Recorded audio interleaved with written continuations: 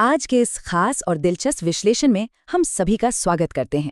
खैर, आज हम एक ऐसी चीज़ पर बात करने वाले हैं जिसे हम रोज़ देखते हैं, इस्तेमाल करते हैं, पर शायद ही कभी उस पर गहराई से ध्यान देते हैं। कंघी। जी हाँ, बाल संवारने वाली कंघी। लेकिन रुकिए, ये महज एक प्लास्टिक या लकड़ी का टुकड़ा नहीं है, बल्कि पूरे 12,000 साल पुरानी एक बेजोड़ मानव कलाकृति है। आज हम इसके इसी शानदार और गहरे सांस्कृतिक इतिहास में गोता लगाने वाले हैं। जरा आज सुबह की उस रोजमर्रा वाली भागदौड़ के बारे में सोचिए। बाथरूम के काउंटर से कंघी उठाई, बाल संवारे और चल दिए, है ना? लेकिन क्या कभी दिमाग में ये बात आती है कि वो जो आम सा उपकरण है, उसका डिजाइन 10,000 ईसा पूर्व के प्रागैतिहासिक युग से चला आ रहा है। मतलब सच में एक इतनी साधारण सी चीज का इतिहास इतना पुराना और रहस्यमयी हो सकता है, ये कल्पना करना भी थोड़ा हैरान कर देता है। तो इस सफर में हम क्या क्या कवर करने वाले हैं? सबसे पहले हम इसकी प्रागैतिहासिक जड़ों को खंगालेंगे। फिर देखेंगे कि प्राचीन सभ्यताओं में कंघियों का क्या रोल था। उसके बाद मध्ययुगीन और एशियाई संस्कृतियों की ओर बढ़ेंगे। फिर जानेंगे कि औद्योगिक क्रांति ने इसे कैसे बदला, और अंत में आधुनिक कंघी के विकास पर नजर डालेंगे।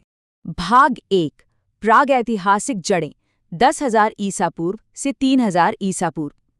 चलिए सीधे पाषाण युग में चलते हैं, एक ऐसे समय में जहां मानव सभ्यता बस अपने कदम जमा ही रही थी और दुनिया रहस्यों से भरी हुई थी। इतिहास के अलग अलग पड़ावों को अगर हम खंगालें तो एक बहुत ही दिलचस्प बात सामने आती है। कंघी कोई ऐसी चीज नहीं है जिसका आविष्कार किसी एक इंसान ने किसी एक जगह पर किया हो। बिल्कुल नहीं। सिंधु घाटी सभ्यता हो, मिस्र हो या फिर मेसोपोटामिया, दुनिया भर की शुरुआती बस्तियों में इसका आविष्कार स्वतंत्र रूप से हुआ था। मतलब अलग अलग महाद्वीपों में रहने वाले हमारे पूर्वज एक ही समस्या को सुलझाने के लिए एक जैसा उपकरण बना रहे थे। है ना कमाल की बात? और ये शुरुआती कंघियां कोई आज जैसी सिंपल नहीं होती थी। मेसोलिथिक और नियोलिथिक युग की लकड़ी, हड्डी या पत्थर से बनी ये दो तरफा कंघियां दरअसल एक मल्टी टूल की तरह काम करती थीं। जून निकालने जैसे बेहद जरूरी काम से लेकर इन पर जानवरों या देवताओं की इतनी बारीक नक्काशी होती थी कि ये शुरुआती कलात्मक मूर्तियों और अनुष्ठानों का हिस्सा बन गईं। भाग 2, प्राचीन सभ्यताओं में कंघियां, रुतबा, स्वच्छता और मृत्यु के बाद का जीवन। अब हम थोड़ा आगे शास्त्रीय युग में आते हैं, जहां इस साधारण से टूल ने संगठित समाजों में एक एलीट या कहें कि वीआईपी स्टेटस हासिल कर लिया था। इन अलग अलग प्राचीन सभ्यताओं के तौर तरीकों को अगर हम ध्यान से समझें तो एक बहुत बड़ा पैटर्न दिखता है। दुनिया भर के प्राचीन शासकों ने कंघी को जिंदगी और मौत दोनों से जोड़ दिया था। मिस्र में तो इसे स्वच्छता और पुनर्जन्म का ऐसा प्रतीक माना गया कि इसे अंतिम संस्कार के बाद कब्रों में भी रखा जाने लगा। और चीन के शांग राजवंश में देखिए, जेड और कछुए के खोल से बनी कंघियां कोई आम चीज नहीं थी, वो उच्च रुतबे और शुभ विवाह का बहुत बड़ा संकेत थी। यहाँ ये जो नंबर 2 है ना, ये बहुत महत्वपूर्ण है। क्यों? क्योंकि प्राचीन ग्रीस और रोम ने दो तरफा यानी दोनों तरफ दांतों वाली कंघी को जबरदस्त लोकप्रिय बना दिया। ये चौड़े और महीन दांतों वाली कंघियां रोजमर्रा की स्वच्छता के लिए इतनी जरूरी हो गईं कि ये बड़े शहरों से लेकर रोमन सेना के कठिन और दूर दराज के शिविरों तक में बड़े पैमाने पर पाई गई हैं। भाग 3, मध्ययुगीन और एशियाई संस्कृतियां, सौंदर्य, अनुष्ठान और पहचान। चलिए इतिहास के पन्नों को थोड़ा और पलटते हैं और एक ऐसे युग में चलते हैं जहां कंघी ने गहरे आध्यात्मिक और रोमांटिक अर्थ ले लिए।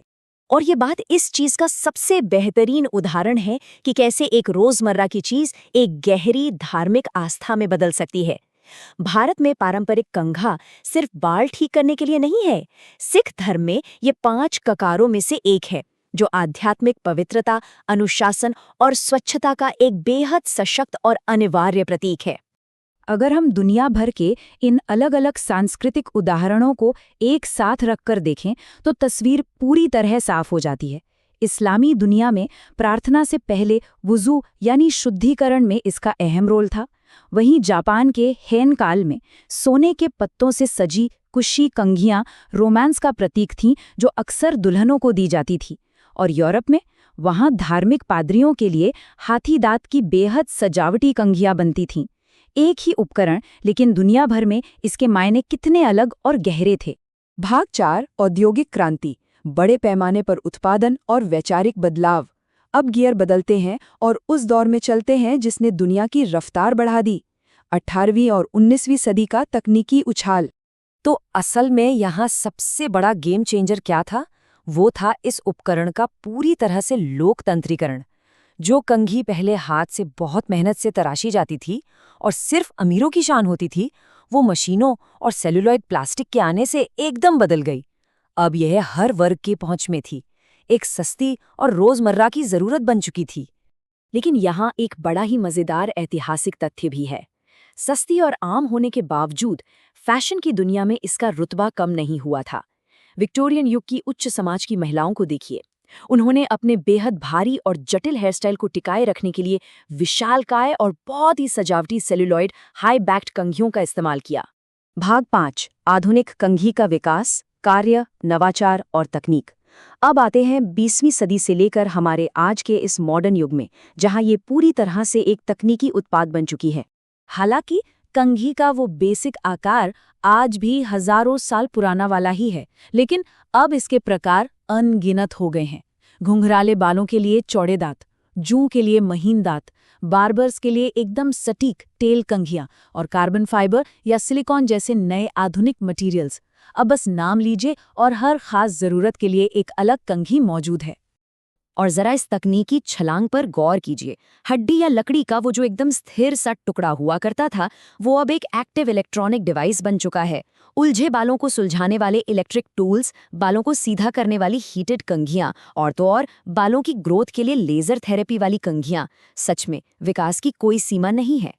इस पूरे सफर को अगर हम एक वाक्य में समेटे तो ये सहस्त्राब्दियों से सौंदर्य, स्वच्छता और आत्म अभिव्यक्ति के मानवीय अनुभव में एक निरंतर साथी रहा है। ये सोचना वाकई रोमांचक है कि आज हमारे हाथ में जो प्लास्टिक का टूल है, वो कॉन्सेप्ट के स्तर पर बिल्कुल वैसा ही है जिसे हजारों साल पहले प्राचीन शासक अपने साथ अपनी कब्रों में ले गए थे। तो एक प्रागैतिहासिक ज़रूरत से लेकर धार्मिक प्रतीक तक और विक्टोरियन फैशन से लेकर आज के लेज़र इनोवेशंस तक 12,000 वर्षों के इस शानदार इतिहास के बाद सवाल ये उठता है कि मानवीय सरलता का ये प्रतीक, जो हमारी आंखों के ठीक सामने मौजूद है, भविष्य में और क्या नया रूप लेगा। इस दिलचस्प विश्लेषण में हमारे साथ जुड़ने के लिए बहुत बहुत धन्यवाद।